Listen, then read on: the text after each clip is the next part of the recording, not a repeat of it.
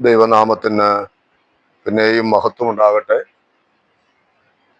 എബ്രായ ലേഖനം 13-ാം അധ്യായം 20-21 വാക്യങ്ങളെ ആധാരമാക്കി യഥാസ്ഥാനപ്പെടുക എന്നുള്ള ഒരു വിഷയമാണ് കഴിഞ്ഞ ദിവസങ്ങളിലൊക്കെ ധ്യാനിക്കുവാൻ ദൈവം നമ്മെ സഹായിച്ചുകൊണ്ടിരുന്നത്. വേദപുസ്തകത്തിൽ ഉടനീളം ദൈവം തൻ്റെ ജനത്തോട് സംസാരിച്ചു കൊണ്ടിരിക്കുന്ന ദൈവമാണ്. ഏതൊരു കാലഘട്ടത്തെയും നമ്മൾ നോക്കിയാലും ഒരു തരത്തിൽ അല്ലെങ്കിൽ മറ്റൊരു തരത്തിൽ ദൈവത്തിൻ്റെ ജനം എന്നറിയപ്പെട്ടിരുന്നവർ വീണുപോയിട്ടുള്ള സന്ദർഭങ്ങൾ ധാരാളം നമുക്ക് കാണുവാനായിട്ട് കഴിയും. ആ സന്ദർഭങ്ങളിലെല്ലാം തന്നെ ദൈവം വിവിധ നിലകളിൽ തൻ്റെ ജനത്തോട് ഏർപ്പെട്ട് ഏത് വിധേനയും അവരെ തിരികെ കൊണ്ടുവരിക. എബ്രായ ലേഖനത്തിൽ നമ്മൾ വായിക്കുന്നത് പോലെ അവന്റെ ഇഷ്ടം ചെയ്യുവാൻ തക്കവണ്ണം ഉള്ളതായ യഥാസ്ഥാനത്വത്തിലേക്ക് കൊണ്ടുവരുവാൻ തക്കവണ്ണം ദൈവം ധാരാളം പ്രവർത്തിച്ചിട്ടുണ്ട് എന്നുള്ളത് നമുക്ക് കാണുവാൻ കഴിയും. ദൈവം തൻ്റെ ജനമായിരിക്കുന്ന ഇസ്രയേൽ എന്ന പഴയ നിയമത്തിൽ പേർ വിളിക്കപ്പെടുന്ന ആ ജനം വീണുപോയ സമയങ്ങളിലെല്ലാം തന്നെ ഒരു വാക്യം റോമാലേഖനം 11-ാം അധ്യായത്തിന്റെ 1-ാമത്തെ വാക്യത്തിൽ നമ്മൾ വായിക്കുന്നുണ്ട്. എന്നാൽ ദൈവം സ്വജനത്തെ തള്ളിക്കളഞ്ഞുവോ എന്ന് ഞാൻ ചോദിക്കുന്നു, ഒരു നാളും ഇല്ല. അതിന്റെ 2-ാം വാക്യം, ദൈവം മുന്നറിഞ്ഞിട്ടുള്ള തൻ്റെ ജനത്തെ തള്ളി കളഞ്ഞിട്ടില്ല. അപ്പോൾ തൻ്റെ മക്കൾ വീണുപോയി എന്ന കാരണത്താൽ ദൈവം അവരെ എന്നേക്കുമായിട്ടങ്ങ് തള്ളിക്കളഞ്ഞില്ല. ദൈവം അവരെ എന്നേക്കുമായിട്ട് കൈവിട്ട് കളഞ്ഞില്ല. ആ മനോഭാവം ദൈവത്തിന് ഉണ്ടായതുകൊണ്ട് തന്നെ ദൈവം ചെയ്ത കാര്യം തൻ്റെ പ്രവാചകന്മാരെ വിവിധ നിലകളിൽ അവരുടെ അടുക്കലേക്ക് അയക്കുവാനും തൻ്റെ ശബ്ദം അവരെ കേൾപ്പിക്കുവാനും ഇടയായിട്ട് തീർന്നു. ദൈവം തൻ്റെ ജനത്തെ തള്ളിക്കളഞ്ഞില്ല എന്നതിന്റെ തെളിവ് ആ റോമാലേഖനം 10-ാം അധ്യായം അതിന്റെ 21-ാമത്തെ വാക്യം നമ്മൾ ഇങ്ങനെ വായിക്കുന്നു. ഇസ്രയേലിനെ കുറിച്ചോ അനുസരിക്കാത്തതും മറുത്തു പറയുന്നതുമായ ജനത്തിങ്കലേക്ക് ഞാൻ ഇടവിടാതെ കൈ നീട്ടി എന്ന് അവൻ പറയുന്നു. അപ്പോൾ ദൈവം തൻ്റെ ജനത്തെ, വീണുപോയതായ തൻ്റെ ജനത്തെ യഥാസ്ഥാനത്വം ഉണ്ടാകണമെന്ന ആഗ്രഹത്തോടു കൂടെ അവരെ തള്ളിക്കളഞ്ഞില്ല എന്ന് മാത്രമല്ല, ഇടവിടാതെ അവരുടെ നേരെ എന്ത് ചെയ്തു? കൈ നീട്ടിക്കൊണ്ടിരുന്നു. അവിടെ ഒരു വാക്ക് പ്രത്യേകം നമ്മൾ ശ്രദ്ധിക്കണം. അനുസരിക്കാത്തതും മറുത്തു പറയുന്നതുമായ ജനത്തിന്റെ നേരെ.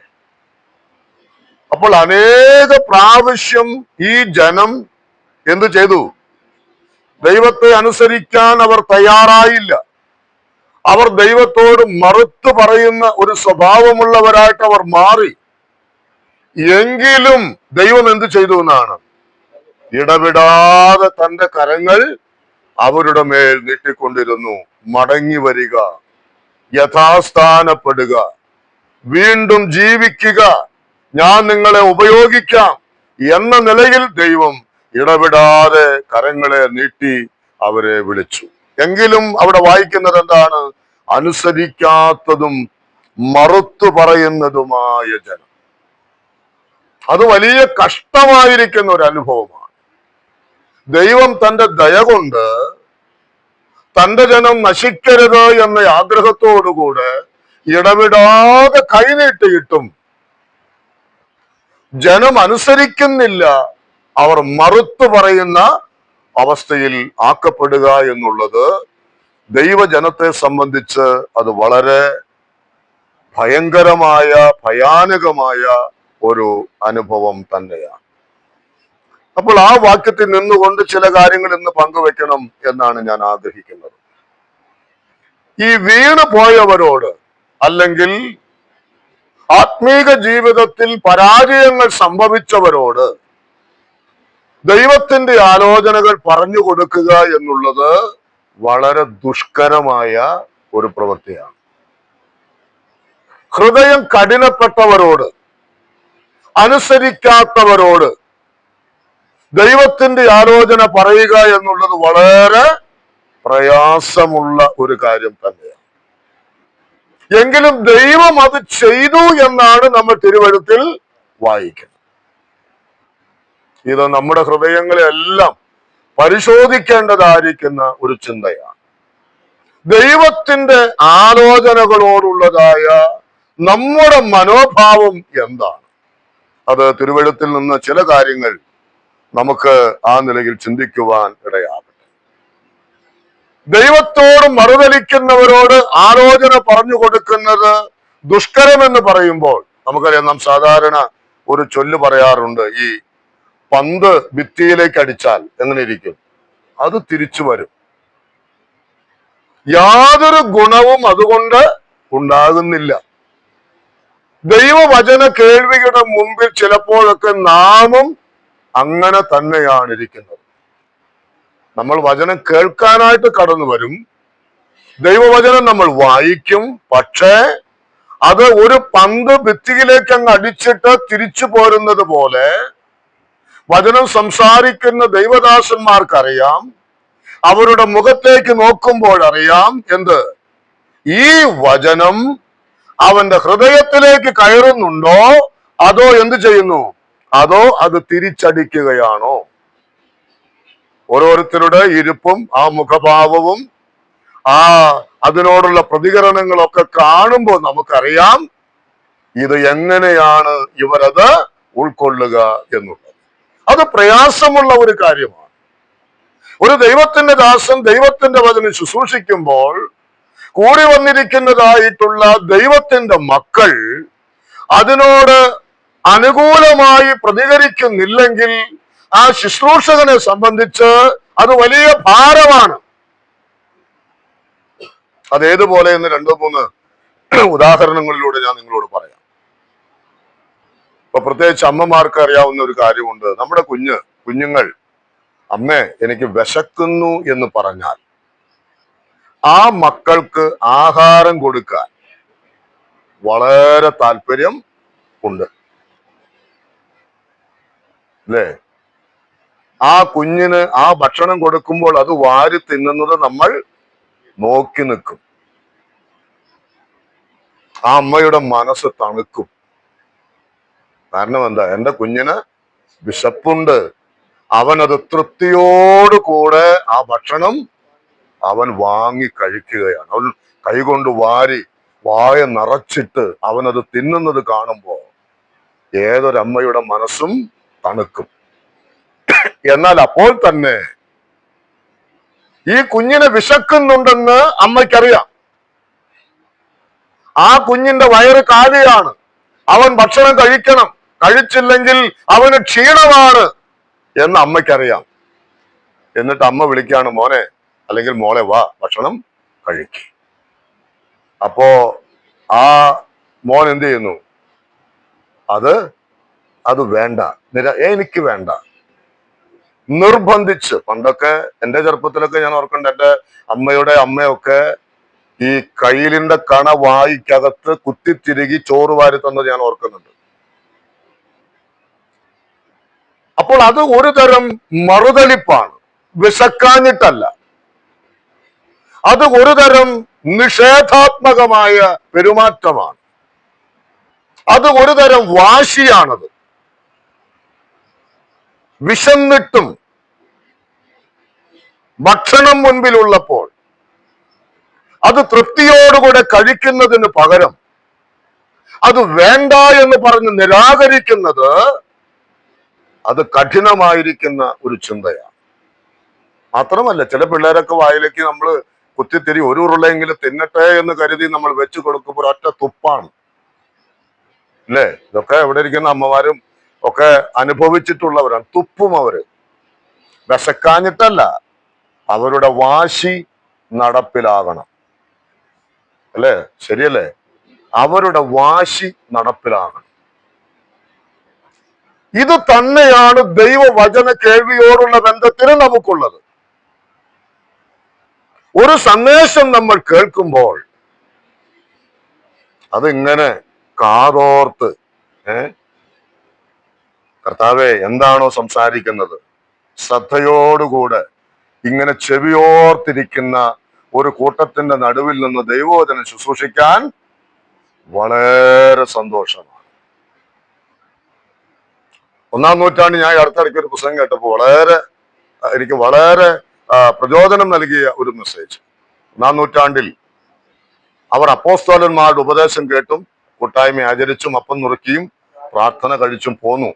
അത് മലയാളത്തിൽ അങ്ങനെ എഴുതിയിരിക്കുമ്പോൾ അവിടെ ഇംഗ്ലീഷിൽ എഴുതിയിരിക്കുന്നത് they devoted themselves എന്ന് പറഞ്ഞിട്ടാണ് അവർ അപ്പോസ്തലന്മാരുടെ ഉപദേശം കേൾക്കാൻ, കൂട്ടായ്മ ആചരിക്കാൻ, അപ്പം നുറുക്കാൻ, പ്രാർത്ഥന കഴിക്കാൻ അവരെന്ത് ചെയ്തു? തങ്ങളെ തന്നെ സമർപ്പിച്ചു.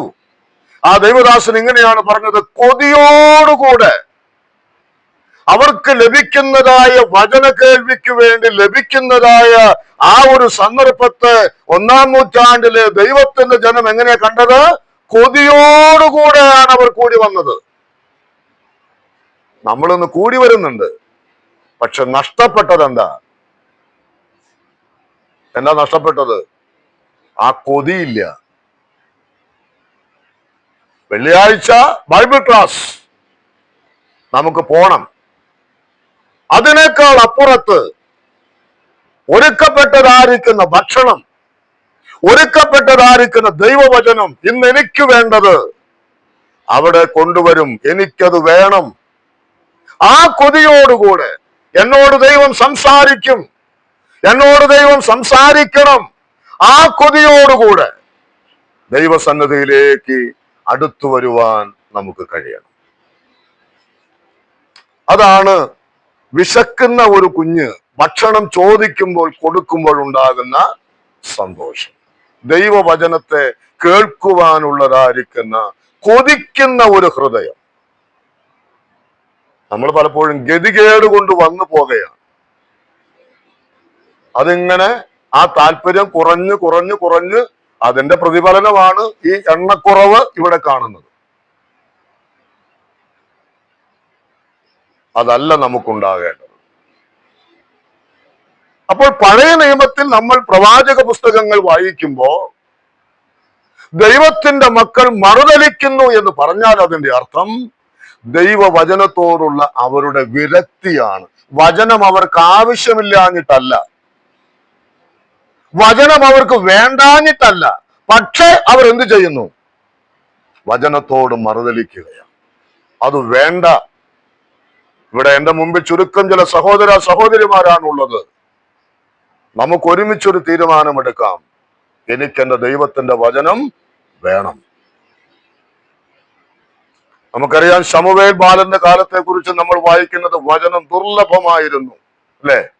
എന്നാൽ അന്ന് ശമൂവേൽ പ്രവാചകൻ 3 വട്ടം വിളി കേട്ടു. തനിക്കത് ദൈവത്തിന്റെ ശബ്ദമാണെന്ന് മനസ്സിലായില്ല. ഏലി പുരോഹിതൻ അവനോട് പറഞ്ഞു, ഇനി നിന്നെ വിളിക്കുമ്പോ യഹോവേ അരുളി ചെയ്യണമേ, അടിയൻ കേൾക്കുന്നു എന്ന് നീ പറയണം. അവനോട് എന്ത് ചെയ്തു? ദൈവം സംസാരിച്ചു. അവനൊരു വലിയ ദൗത്യത്തിലേക്ക് ദൈവം അവനെ മാറ്റി. അതെന്തൊരു അതിശയകരമായ കാര്യമാണ്. അപ്പൊ നമുക്ക് വേണ്ടത് എന്താണ്? യഹോവേ അരുളി ചെയ്യണം. ഇന്നലെ ഞാൻ കേട്ടു എന്നല്ല, ഇന്ന് എനിക്ക് കേൾക്കണം. കർത്താവെ എന്നോട് അരുളി ചെയ്യണം. ആ ദൈവവചനത്തെ കേൾക്കുവാനുള്ള അവസരത്തെ കൊതിയോടുകൂടെ, ആർത്തിയോടുകൂടെ, പട്ടിണി കിടക്കുന്ന ഒരുവന്റെ കയ്യിലേക്ക് ഒരു പൊതി ചോറ് കൊടുത്താൽ അവൻ അതെങ്ങനെ തിന്നും? എത്രയോ മാന്യമായി, അല്ലെ? എത്രയോ തിരക്കോടുകൂടെ. ആ നിലയിൽ ദൈവവചനത്തോട് ആര് പ്രസംഗിക്കട്ടെ, സഭയിലെ ക്ലാസ് മാത്രമല്ല, എവിടെയും ഒരു വചന ശുശ്രൂഷ നമ്മുടെ മുൻപിൽ ഉണ്ടെങ്കിൽ ആ ശുശ്രൂഷ നമ്മൾ കേൾക്കുന്നത് അല്ല, തിരുവെഴുത്ത് വായിക്കുമ്പോഴും നമ്മുടെ ഹൃദയത്തിൽ ആ ആഗ്രഹമായിരിക്കണം ഉണ്ടാകേണ്ടത്. രണ്ടാമത് മറ്റൊരു ഉദാഹരണം, ഇത് ഉദാഹരണം പറയുന്നത് പെട്ടെന്ന് നമുക്ക് മനസ്സിലാകാൻ വേണ്ടിയിട്ടാണ്.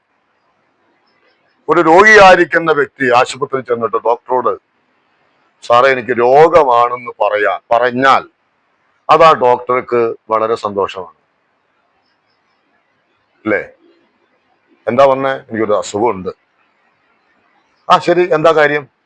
അപ്പോ ആ ഡോക്ടറോട് ഉള്ള കാര്യം പറയുമ്പോൾ അതിന് തക്കവണ്ണമുള്ളതായിരിക്കുന്ന മരുന്ന് കൊടുക്കുവാൻ ആ ഡോക്ടർക്ക് കഴിയും. ഈ മാനസിക വിഭ്രാന്തിയുള്ള, മാനസിക വെല്ലുവിളി നേരിടുന്ന ആളുകളെ സംബന്ധിച്ച് അവർ ഒരിക്കലും സമ്മതിക്കില്ല. എന്ത് രോഗമുണ്ടെന്ന് അവർ സമ്മതിക്കില്ല. എനിക്ക് രോഗമൊന്നുമില്ല, എനിക്കൊരു രോഗവും ഇല്ല എന്നേ അവർ പറയൂ. അങ്ങനെയുള്ള ഒരു വ്യക്തിയെ ചികിത്സിക്കുക എന്നത് വലിയ ബുദ്ധിമുട്ടാണ്. പിന്നെയും നമുക്കറിയാം, രോഗിയാണെന്ന് സമ്മതിച്ചു. ആ രോഗിക്ക് കൊടുക്കുന്ന മരുന്ന് നമ്മൾ പറയും, ആ രോഗി ആ മരുന്നിനോട് പ്രതികരിക്കുന്നുണ്ട്, രക്ഷപ്പെടാനുള്ള സാധ്യത ഉണ്ട്. ചിലപ്പോൾ നമ്മൾ പറയും, ഡോക്ടർ തന്നെ പറയും, എന്ത് ചെയ്യുന്നില്ല, പ്രതികരിക്കുന്നില്ല, അതുകൊണ്ട് ഇനി വലിയ പ്രതീക്ഷയൊന്നും വേണ്ട. ദൈവവചന കേൾവിയോടുള്ള ബന്ധത്തിൽ നമ്മൾ ഇത് കരുതണം. എന്താ നമ്മൾ ചിന്തിക്കേണ്ടത്? ദൈവവചനത്തിന്റെ കേൾവിയുടെ മുൻപിൽ അതിനോട് നമ്മൾ പ്രതികരിക്കണം. മരുന്ന് അങ്ങ് ഇഞ്ചക്ട് ചെയ്യുന്ന സമയത്ത് അനങ്ങാതെ കിടന്നതായ കാലുകൾ, കൈകൾ ഒന്ന് പതുക്കെ അനങ്ങും, ഹാർട്ടിന്റെ മിടിപ്പ് കൂടും, കണ്ണ് പതുക്കെ ഒന്ന് തുറക്കും, അധരമൊന്ന് തുറന്ന് എന്തൊക്കെയോ സംസാരിക്കാനായിട്ട് തുടങ്ങും. അത് കാണുമ്പോൾ ആ ഡോക്ടർക്കും ബന്ധുക്കൾക്കും എല്ലാം അതിശയമാണ്. എന്നാൽ ഇതെല്ലാം ചെയ്തിട്ടും മരുന്നുകൾ ചെയ്യുന്നു, ഹാർട്ട് കീറി സർജറി ചെയ്യുന്നു, വെന്റിലേറ്ററിൽ കൊണ്ടുപോയിടുന്നു, ഒരു പ്രതികരണവും ഇല്ലെങ്കിൽ ആ രോഗിയെ സംബന്ധിച്ച് പിന്നെ ഒരു പ്രതീക്ഷയ്ക്കും വകയില്ല. ഇതുപോലെ ആകരുത് നമ്മുടെ ആത്മീയ ജീവിതം. നാം ദൈവവചനത്തോട് പ്രതികരിക്കണം. ചിലരോട് എന്തുമാത്രം പറഞ്ഞാലും, ഏതെല്ലാം നിലയിൽ പറഞ്ഞാലും, ഞാൻ ഇന്നീ പറയുന്നത് പോലെ ഉദാഹരണ സഹിതം പറഞ്ഞാലും, ലളിതമായിട്ട് പറഞ്ഞാലും, കടുപ്പമായി പറഞ്ഞാലും, ദൈവത്തെ ഓർത്ത് എന്ത് ചെയ്യുന്നില്ല, ഒരു പ്രതികരണവും ഇല്ല, ഒരു മാറ്റവും ഇല്ല. എത്ര കാലമായി വചനം കേൾക്കുന്നു, എന്തെങ്കിലും ഒരു മാറ്റം കാണണ്ടേ, കൈയൊന്ന് അണക്കണ്ടേ? ഈ അടുത്ത കാലത്തല്ലേ ദയാവധത്തിന് ഒരു യുവാവിന്, അല്ലെ, നീണ്ട വർഷങ്ങൾ ചികിത്സ നടത്തിയിട്ടും ആ യുവാവിന് ഒരു മാറ്റവും ഇല്ലാതിരുന്നത് കൊണ്ട് ബന്ധുക്കൾ പറഞ്ഞു അവന് ദയാവധത്തിന് സഹായിക്കണം. പ്രതികരിക്കുന്നില്ല. ഇങ്ങനെ ദയാവധത്തിന് കാത്തുകിടക്കുന്ന വിശ്വാസികളെ കൊണ്ട് വിശ്വാസ സമൂഹം ഇന്ന് നശിച്ചിരിക്കുന്നു എന്ന് പറഞ്ഞാൽ അത്ഭുതമില്ല. വലിയ കഷ്ടമാണ്. സഭയിൽ പ്രസംഗത്തിനൊന്നും കുറവുണ്ടായിട്ടല്ല, ഇതിനോട് പ്രതികരണമില്ല. ഞായറാഴ്ച കേൾക്കുന്നു, വെള്ളിയാഴ്ച കേൾക്കുന്നു, തിങ്കളാഴ്ച കേൾക്കുന്നു, സഹോദരിമാരുടെ മീറ്റിങ്ങിന് കേൾക്കുന്നു, അവിടെ കേൾക്കുന്നു, ഇവിടെ കേൾക്കുന്നു, പക്ഷെ എന്തില്ല, ഒരു പ്രതികരണം അതിനോടില്ല. പ്രിയപ്പെട്ടവരെ, ഇങ്ങനെ പ്രതികരിക്കാത്തതായ ആളുകളോട് ദൈവവചനം പറയുക എന്നുള്ളത് വളരെ പ്രയാസമാണ്. വളരെ ആഗ്രഹത്തോടുകൂടെ, പ്രതീക്ഷയോടുകൂടെ ഒരു ഞായറാഴ്ച ദൈവദാസൻ എഴുന്നേറ്റ് നിന്ന് ഇന്ന കാര്യങ്ങളൊക്കെ ക്രമീകരണം ഉണ്ടാകണം എന്ന് പറഞ്ഞു പോയി തിങ്കളാഴ്ച നേരം എടുക്കുമ്പോ ആ വ്യക്തിയെ കാണുന്നത് നിങ്ങളെ പറഞ്ഞതിനേക്കാൾ കഷ്ടമാണെങ്കിൽ, അല്ലേ, പിന്നെ എന്ത് ആ പ്രസംഗം അവന് എവിടെ കേട്ടുന്നേ പറഞ്ഞേ? പ്രതികരണം ഉണ്ടാകണം. അതില്ലാതിരുന്ന ഒരു കാലം പഴയ നിയമത്തിൽ ഉണ്ടായിരുന്നു. നമുക്ക് അതിലേക്കൊക്കെ വരാം. വളരെ ഗൗരവമുള്ള കാര്യമാണ് ഞാൻ ഈ പറയുന്നത്. ആ കാലത്ത് മാത്രമല്ല, ഈ തലമുറയിൽ എന്റെ ബോധ്യം എത്രത്തോളം സത്യമാണെന്ന് എനിക്ക് അറിഞ്ഞുകൂടാ, വളരെ ആളുകളും ഈ ദൈവവചനത്തോട് അനുകൂലമായി പ്രതികരിക്കാത്തവരാണ്. തങ്ങൾക്ക് കുറച്ച് കാര്യങ്ങൾ അറിയാം, അതിനപ്പുറത്തേക്ക് ഇല്ല. അതുകൊണ്ട് തന്നെ ഞാൻ എന്തിനാ വെറുതെ കഷ്ടപ്പാട് കഴിക്കണേ, എന്തെങ്കിലും പറഞ്ഞ് വീട്ടിൽ പോയേക്കാം. ശുശ്രൂഷകന്മാരും എന്തായി? ആ നിലയിൽ ആയിത്തീർന്നു. വെറും മുറി വൈദ്യന്മാരായിട്ട്, അല്ലെ? അങ്ങനെയല്ലേ വായിക്കുന്നത്? പൊട്ടുവൈദ്യന്മാരായിട്ട്, പുറമേ മാത്രം അല്പം തൈലം പരട്ടി ചികിത്സിക്കുന്നവരായിട്ട് ശുശ്രൂഷകന്മാരും മാറിപ്പോയി. അത് പാടില്ല. ഞാൻ അതിലേക്ക് പിന്നാലെ വരാം, ഇന്ന് സമയമില്ലെങ്കിൽ അടുത്ത ദിവസം. ദൈവവചനത്തോട് നമ്മൾ പ്രതികരിക്കണം. നമുക്കറിയാം, നന്നായി വിളവ് തരുന്ന ഒരു ഭൂമി കൃഷി ചെയ്യാനായിട്ട് നമുക്ക് വലിയ താല്പര്യമാണ്. എന്താ പറയാ ചേട്ടാ?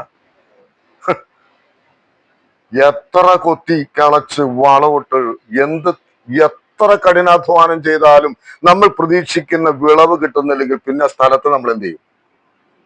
അങ്ങ് ഉപേക്ഷിക്കും, വേണ്ടെന്ന് വയ്ക്കും.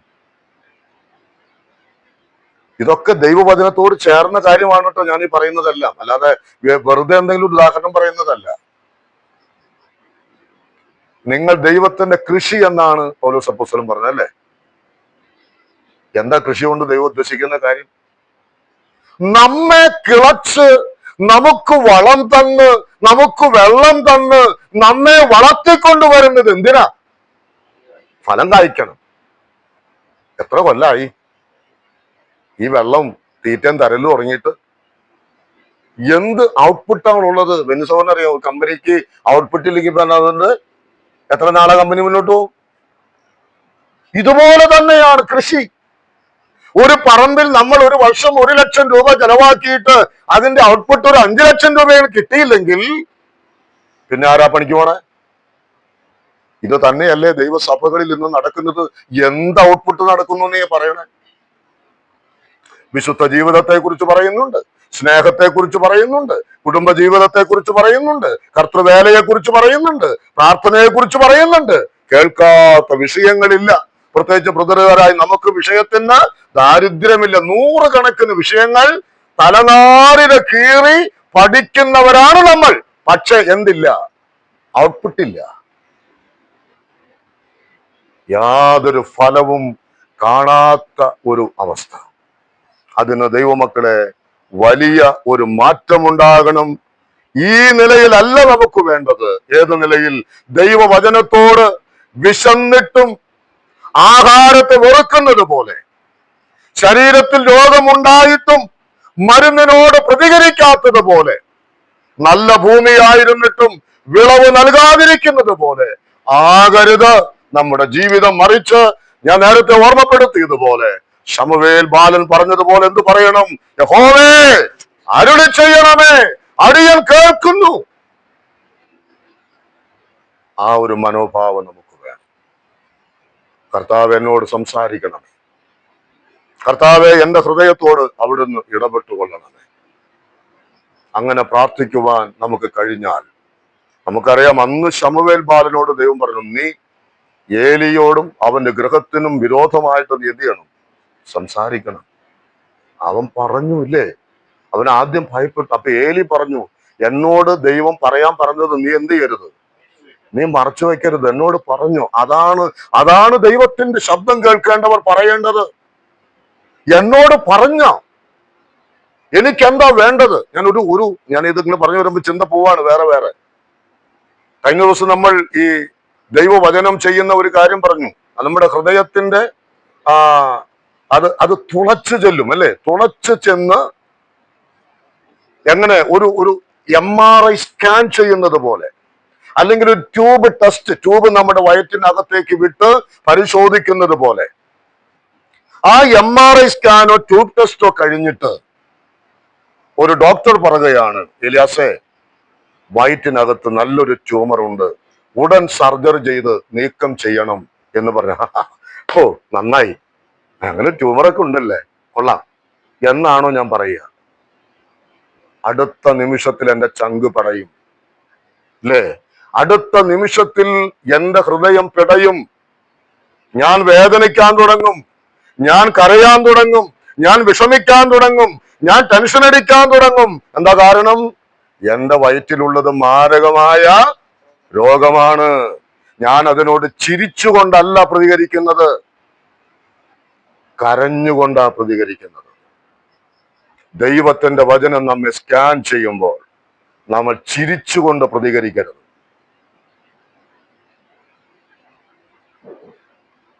കരഞ്ഞുകൊണ്ട് വേണം പ്രതികരിക്കാൻ.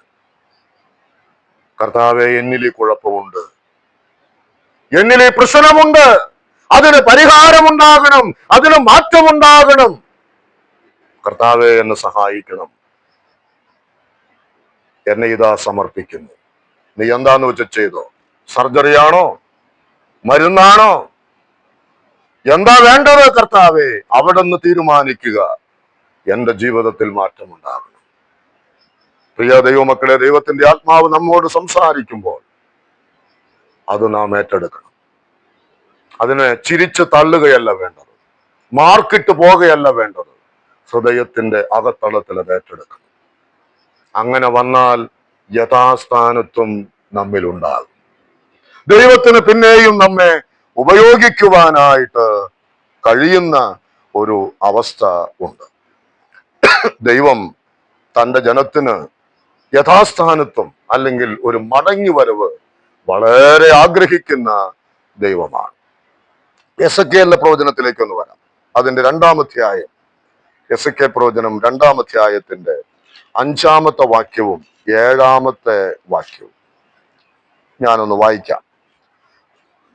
അവിടെ വായിക്കുന്നത്, കേട്ടാലും കേൾക്കാഞ്ഞാലും അവർ മത്സരഗ്രഹമല്ലോ, തങ്ങളുടെ ഇടയിൽ ഒരു പ്രവാചകൻ ഉണ്ടായിരുന്നു എന്ന് അവർ അറിയണം.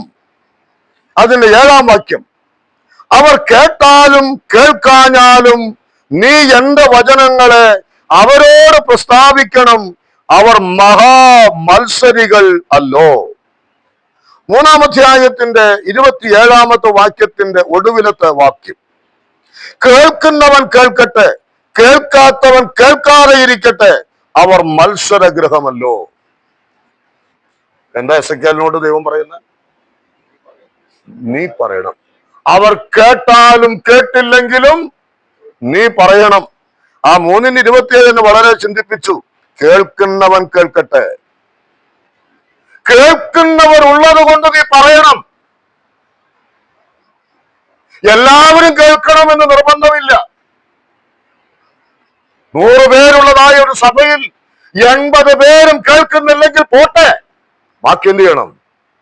കേൾക്കുന്നവർ 20 പേരുണ്ട്, നീ പറയണം. കേൾക്കാത്തവർ കേൾക്കണ്ടെന്ന് ആ പ്രയോഗമാണ് അവിടെ. കേൾക്കുന്നവർ കേട്ടാ മതി, അനുസരിക്കുന്നവർ അനുസരിച്ചാ മതി, പ്രതികരിക്കുന്നവർ പ്രതികരിച്ചാ മതി, അരുളി ചെയ്യണമേ എന്ന് പറയുന്നവർ പറഞ്ഞാ മതി. അല്ലാത്തവൻ പോകട്ടെ, കേൾക്കണ്ടെന്ന്, അവഗണിക്കട്ടെ, തള്ളിക്കളയട്ടെ. പക്ഷെ നീ എന്ത് ചെയ്യണം? നീ പറയണം. പൗലോസ് എന്നുള്ളപ്പോ ഇത് വളരെ ശക്തിയോടുകൂടെ അനേകിടങ്ങളിൽ പറഞ്ഞത് ഞാൻ കേട്ടിട്ടുണ്ട്. അവർ കേട്ടാലും കേട്ടില്ലെങ്കിലും നിങ്ങൾ പറയണം. അതാണ് ദൈവം തന്റെ സഭയെ, ദൈവദാസന്മാരെ ഏൽപ്പിച്ചിരിക്കുന്ന ദൗത്യം എന്ന് പറയുന്നത്. കേൾക്കുകയോ കേൾക്കാതിരിക്കുകയോ ചെയ്യട്ടെ, നീ പറയണം. അതിന്റെ കാരണം എന്താ? എന്നിട്ട് ആ 2:5 വായിക്കുന്നത് എന്താ? അവർ മത്സരഗ്രഹമല്ലോ, അവർ റിബൽ ജനമാണ്. ഇംഗ്ലീഷ് കൊടുത്തിരിക്കുന്ന വാക്ക് അങ്ങനെയാണ്, റിബലാണ്. ഇടയ്ക്ക് നമുക്കറിയാമല്ലോ, റിബൽ പാർട്ടി സ്ഥാനാർത്ഥികൾക്കെതിരെ റിബൽ സ്ഥാനാർത്ഥികൾ, അവർക്ക് എതിരെ നിൽക്കുകയാണ്, എഗെയിൻസ്റ്റ് ആണ്. ഇവിടെ ദൈവത്തോടും ദൈവത്തിന്റെ പ്രവാചകന്മാരോടും അവർ മത്സരിക്കുകയാണ്. മത്സരിക്കട്ടെ. ഇവിടെ ആരും അങ്ങനെ ഉണ്ടാകരുത് എന്ന് ഞാൻ ഹൃദയം കൊണ്ട് പ്രാർത്ഥിക്കുകയാണ്. മത്സരമൊന്നും ആർക്കും വേണ്ട, അതൊന്നും നല്ലതല്ല. എന്നിട്ട് അവിടെ വായിക്കുന്ന ഒരു വാക്കുണ്ട്, തങ്ങളുടെ ഇടയിൽ ഒരു പ്രവാചകൻ ഉണ്ടായിരുന്നു എന്നവർ അറിയണം. ആരാ ഈ പ്രവാചകൻ? പ്രവാചകൻ എന്ന് പറഞ്ഞാൽ അവിടെ അതിന്റെ 3:17 ഒരു വാക്യം വായിക്കുന്നുണ്ട്. ഞാൻ നിന്നെ ഇസ്രായേൽ ഗൃഹത്തിന് കാവൽക്കാരനാക്കിയിരിക്കുന്നു, നീ എന്റെ വായിൽ നിന്ന് വചനം കേട്ട് എന്റെ നാമത്തിൽ അവരെ പ്രബോധിപ്പിക്കണം. അതാ പ്രവാചകൻ. എന്താ പ്രവാചകന്റെ ഡ്യൂട്ടി? ദൈവത്തിൽ നിന്ന് കേട്ട് ജനത്തോട് അറിയിക്കണം. ഇസ്രായേൽ ജനം ഈ മത്സരഗ്രഹം നാളെ പറയണമെന്ന്, ഞങ്ങളുടെ ഇടയിൽ ഒരു പ്രവാചകൻ, എന്താ പ്രവാചകന്റെ തൊഴിൽ എന്താ? ദൈവത്തിൽ നിന്ന് കേട്ട് മനുഷ്യരോട്. ഞങ്ങളോട് അങ്ങനെ ദൈവത്തിൽ നിന്ന് കേട്ടു പറഞ്ഞ ഒരു പ്രവാചകൻ ഉണ്ടായിരുന്നു എന്നവർ പിന്നത്തേതിൽ പറയണം.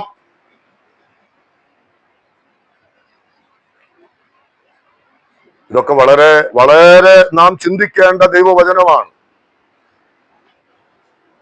മത്സരഗ്രഹമായവർ, ദൈവത്തോട് മത്സരിക്കുന്നവർ പിന്നത്തേതിൽ ഒരുപക്ഷെ നഷ്ടപ്പെട്ടു പോകുമ്പോൾ അവർ ഓർക്കുമെന്ത്?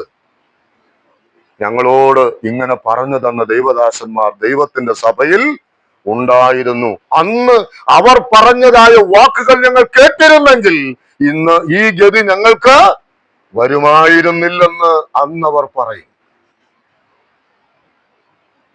താഴെ വായിച്ചല്ലോ, കേട്ടാലും കേട്ടില്ലെങ്കിലും നീ പറയണം. കാരണം അവർ മഹാമത്സരികൾ, ഒരു വിധത്തിലും കീഴടങ്ങാത്തവർ, ഒരു വിധത്തിലും മയമില്ലാത്തവർ. എത്ര കഠിനമായിരിക്കുന്ന ഹൃദയമാണ് അവർക്ക് ഉണ്ടായിരുന്നത് എന്നത് നമ്മൾ ഓർക്കണം. ദൈവജനമായിരുന്ന ഇസ്രായേൽ എത്രത്തോളം അവർ പുറകോട്ട് മാറിയിരിക്കുന്നു എന്നതിന്റെ തെളിവായിട്ട് നമുക്ക് അത് കാണുവാൻ കഴിയും. യെശയ്യാവിന്റെ പ്രവചനത്തിലേക്ക് ഒന്ന് വരാം. അതിന്റെ 1-ാം അധ്യായം 5-ാമത്തെ വാക്യത്തിൽ നമ്മൾ വായിക്കുന്നു, ഇനി നിങ്ങളെ അടിച്ചിട്ട് എന്ത്?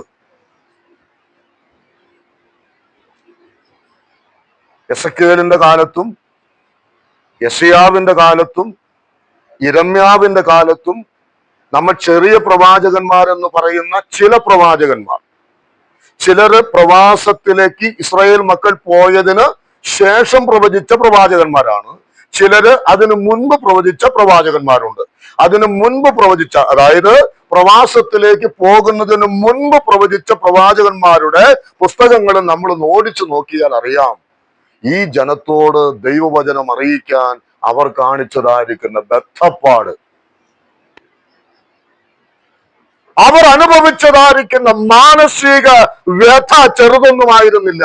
കാരണം ആരോടാ ഇവർ പറയുന്നത്? ആരോടാ ഇവർ പറയുന്നത്? ഒരു കോള് വന്നു. ആരോടാ ഇത് പറഞ്ഞത്? തന്റെ ജനത്തോട്. തന്റെ ജനത്തിന്റെ അവസ്ഥ എത്രയോ ഗൗരവതരമാണ്. എന്നിട്ട് ദൈവം യെശയ്യാവിനോട് പറയാൻ പറഞ്ഞാണ്. യെശയ്യാവിനോട് പറയുമ്പോൾ പറയുകയാണ്, ഇനി അവരെ അടിച്ചിട്ട് എന്ത്?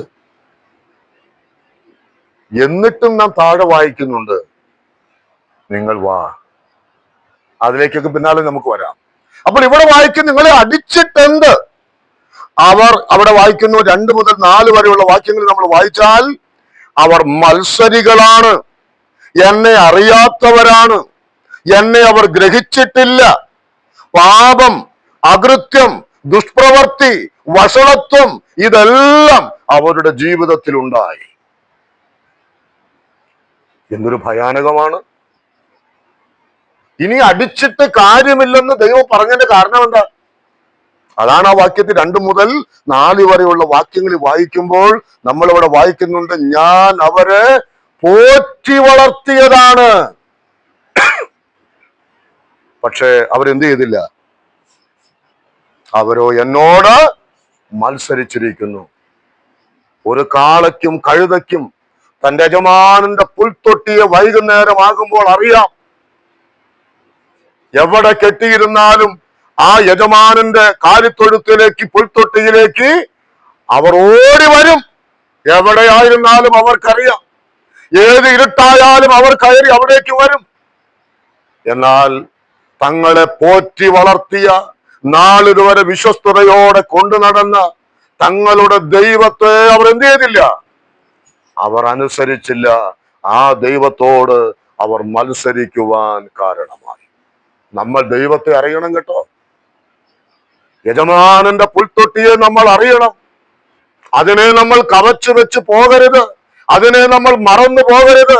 ഒരു കാളയ്ക്കതറിയാമെങ്കിൽ, ഒരു കഴുതയ്ക്കതറിയാമെങ്കിൽ എന്റെ ജനത്തിനത് അറിയുന്നില്ലെന്ന് ദൈവം നമ്മെ നോക്കി പറയുമ്പോ അതെത്രയോ ലജ്ജാകരമാണ്. ഇസ്രായേൽ ജനത്തിലേക്ക് നോക്കിയാൽ ഏതുപോലെയാ കാണുന്നത്? ആകെ പഴുത്ത് വ്രണം പിടിച്ച് കഴുകാത്ത, അല്ലേ? അയ്യോ, ആ ഒരു വികൃത രൂപം, കുഷ്ഠം രോഗം പിടിച്ച ഒരു വ്യക്തിയെ പോലെ ഒരു വികൃത രൂപമായിട്ട് ആര് മാറി? ഇസ്രായേൽ മാറി. നമ്മുടെ അവസ്ഥ നമ്മളൊന്ന് ചിന്തിക്കുക. എന്റെ അവസ്ഥ എന്താണ്? നമ്മുടെ ജീവിതത്തിൽ ഞെക്കി കഴുകേണ്ടതിനെ നമ്മൾ എന്ത് ചെയ്യണം?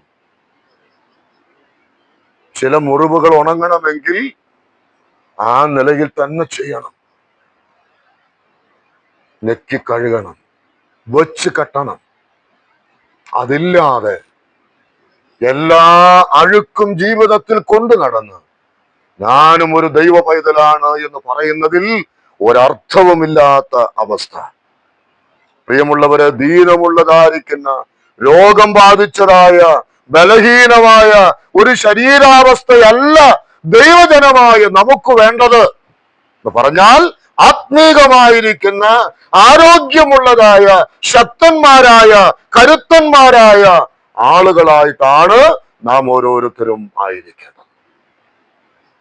അല്ലാതെ ഒരു തരം മനുഷ്യനാണോ എന്ന് ചോദിച്ചാൽ മനുഷ്യനാണ്. ദൈവമോ അവനാണോ? ആണ്. സഭയിലൊക്കെ പോകുന്നുണ്ട്, പിന്നെ പോകുന്നുണ്ട്. അതിൽ ഒതുങ്ങി നിൽക്കുന്ന ജീവിതമാണോ? അങ്ങനെയാകരുത്. അങ്ങനെ വന്നാൽ ദൈവം പറയും, ഇനി ഇവൻ അടിച്ചിട്ടൊന്നും വലിയ കാര്യമൊന്നും ഇല്ല. അതിന്റെ 7 മുതൽ 7-8 വാക്യങ്ങളിൽ നമ്മൾ വായിക്കുന്നുണ്ട്, ശൂന്യമാക്കപ്പെട്ടതായ ഒരു പട്ടണത്തോട് തുല്യമാക്കിയാണ് അവിടെ നമ്മൾ വായിക്കുന്നത്. ശൂന്യമാക്കപ്പെട്ട, തീക്കരയാക്കപ്പെട്ട, അന്യജാതിക്കാര് തിന്നുകളയുന്നതായ, വെള്ളരിത്തോട്ടത്തിലെ മാടം പോലെ, മുന്തിരിത്തോട്ടത്തിലെ കുടില് പോലെ ഉള്ളതായ ഒരവസ്ഥ. ഞാനൊക്കെ ഇങ്ങനെ ചിന്തിച്ചു, ഈ മുന്തിരിത്തോട്ടത്തിലെ കുടിലെന്ന് പറഞ്ഞാൽ, ഈ തോട്ടം നടുന്ന സമയത്ത് തന്നെ നമ്മൾ ദശാപ്രവൃത്തിയിൽ വേറെ വായിക്കുന്നുണ്ട്, തോട്ടത്തിന്റെ നടുവിൽ ഒരു ഗോപുരവും പണിതു. വിളവെടുപ്പ് കഴിഞ്ഞാൽ പിന്നെ ഈ ഈ ഈ ഈ ഗോപുരം എന്തായിട്ട് മാറും? അല്ല, അത് പിന്നെ ഈ പറഞ്ഞതുപോലെ ആയിത്തീരും. അതിനെ പിന്നെ ശ്രദ്ധ വേണ്ടതെപ്പോഴാ? ഈ വിളവെടുക്കുന്ന സമയത്ത് ഈ കുടിലിന് നോട്ടമുള്ളൂ. വിളവെടുപ്പ് കഴിഞ്ഞാൽ പിന്നെ ഈ പറയുന്ന കുടില്, ഈ നേരത്തെ ഗോപുരം പണിതു എന്നൊക്കെ പറയുന്നതിന് പിന്നെ അതിനെന്തില്ല, പ്രസക്തിയില്ല. വെള്ളരിത്തോട്ടം വെള്ളരിക്കൊക്കെ പറിച്ചു കഴിഞ്ഞാൽ പിന്നെ എന്തില്ല, പിന്നെ അവിടെ കെട്ടിയ മാടത്തിനൊന്നും ഒരു വിലയില്ല. അതുപോലെ ദൈവത്തിന്റെ ജനം ആയിത്തീർന്നു. മാനിക്കപ്പെട്ടിരുന്ന ഒരു കാലം, ബഹുമാനിക്കപ്പെട്ടുകൊണ്ടിരുന്ന ഒരു കാലം, ദൈവദാസന്മാരെന്ന് പറഞ്ഞാൽ അഭിമാനത്തോടെ കണ്ടിരുന്ന ഒരു കാലം. പക്ഷെ ഇന്ന് ലോകം നമ്മെ ചവിട്ടാണ്. നമ്മുടെ കയ്യിലിരിപ്പുണ്ട് തന്നെയാ. നമ്മുടെ ജീവിതം കൊണ്ട് തന്നെ ലോകം നമ്മെ ആക്ഷേപിക്കുകയാണ്. നിങ്ങളാണോ ദൈവമക്കൾ? നിങ്ങൾക്ക് ഇങ്ങനെ ജീവിക്കാനായിട്ട് കഴിയുമോ? നിങ്ങൾക്ക് ഇങ്ങനെ സംസാരിക്കാൻ കഴിയുമോ? നിങ്ങൾക്ക് ഇങ്ങനെ പെരുമാറാനായിട്ട് കഴിയുമോ? ഈ തരത്തിൽ നമ്മെ പേക്കോലങ്ങളാക്കി, കണ്ണ് ഏൽക്കാതെ, പണ്ട് കാലത്തൊക്കെ വീട് പണിയുന്നതിന്റെ മുമ്പിൽ വക്യോല് കൊണ്ട് ഒരു രൂപമുണ്ടാക്കി ഇങ്ങനെ ഒരു ഷർട്ടൊക്കെ ഇടിച്ച് ഇങ്ങനെ നിർത്തിയിരിക്കുന്നത് നമ്മൾ കണ്ടിട്ടുണ്ട്. ഇതുപോലെ പരിഹസിക്കപ്പെടുന്ന അവസ്ഥയിൽ നമ്മൾ ഒരിക്കലും ആയിത്തീരാൻ പാടില്ല. നമ്മൾ, പ്രിയമുള്ളവരെ, ദൈവം അങ്ങനെയല്ല നമ്മെ ആക്കി വെച്ചത്. അതുകൊണ്ട് നമ്മൾ വളരെ ദൈവകൃപയിൽ നിലനിൽക്കുവാൻ തക്കവണ്ണം ആവശ്യമായിട്ടുണ്ട്. യിരെമ്യാവിന്റെ പ്രവചനം 1:16 ഇതിന് സമാനമായിരിക്കുന്ന വാക്ക് പറയുന്നുണ്ട്, എന്നെ അവർ ഉപേക്ഷിച്ചു കളഞ്ഞു. യോനായുടെ പ്രവചനം 1-ാം അധ്യായം 2-ാം വാക്യത്തിൽ അവിടെ വായിക്കുന്നു, നീ നിനവയ്ക്ക് നേരെ ചെന്ന് അവരുടെ ദുഷ്ടതയെ കുറിച്ച് സംസാരിക്കണം. അപ്പോൾ ആ ജനം എങ്ങനെയുള്ളവരായിരുന്നു? അവർ ദുഷ്ടജനമായിരുന്നു. ഹോശയ്യ പ്രവചനം 1:22 അല്ല 1-2 വാക്യത്തിൽ വായിക്കുന്നു, ദേശം യഹോവയെ വിട്ടുമാറി കഠിന പരസംഗം ചെയ്തിരിക്കുന്നു. അതുപോലെ തന്നെ മറ്റനേക പ്രവചന വേദഭാഗങ്ങളിൽ നമുക്കതൊക്കെ കാണുവാനായിട്ട് കഴിയും. ഇന്ന് ഞാൻ ഇവിടെ നിർത്താം. ദൈവത്തിന്റെ സഭ, ആ സഭയെ ദൈവം ഉപയോഗിക്കുവാൻ ആഗ്രഹിക്കുന്ന ദൈവമാണ്. യഥാസ്ഥാനത്വം ആവശ്യമായിരിക്കുന്ന ജനമാണ് നമ്മൾ. നാം ഇന്നത്തെ നമ്മുടെ അവസ്ഥയിൽ നമുക്ക് ചെയ്യാൻ പറ്റേണ്ട കാര്യം, നാം ഓർത്തു ദൈവവചനത്തോട് അനുകൂലമായിട്ട് നമ്മൾ എന്ത് ചെയ്യണം? നമ്മൾ പ്രതികരിക്കണം.